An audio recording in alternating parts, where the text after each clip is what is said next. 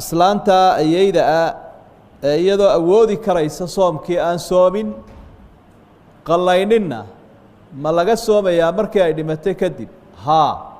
لأن الرسول صلى الله عليه وسلم يقول بحديث صحيح من مات وعليه صوم سام عنه وليه qofka dhintee soom lagu leeyahay waxa ka soomaya xigtadiisa xigtadaasi rag iyo dumarba way noqon karaan dhaxlayaasho qura ma aha marka qofka wuxuuna u shardiya marka laga qalaynayo dhintay isagoo soomi karayana muu soomin isagoo qalayn karayana muu qalaynin de marka wuxuu la yimi wuu gaabis buu la yimi cibaadadii buu ka gaabiyo ku gaboodfalay waa laga qalaynaya sida xadiidka saxiix uu sheegay xagga xajka xajku wuu kala duwan yahay qofka dhintay xaggiisa marka la eego marna waajib buu noqonayaa marna waajib ma aha haddii maalan isagoo dhaqaale haysta aanu xajin dee in laga xajaa waa waajib leanna wuu ku waajibay xajku marka kol haddii uu qofkan ku waajibay in laga soo xajiyaabaa waajiba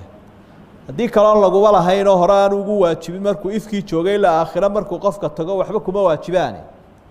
markaana way fiican tahay in laga soo xajiyo oo laga soo cumreeyo su-aasha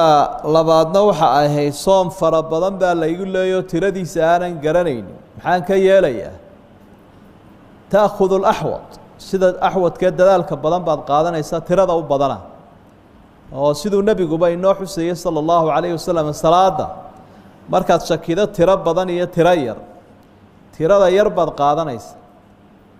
ma 3 ragcadood baad tukatay mise 4 yaqiintu waa 3 saddex waad hubtaa afartaad ka shakisanta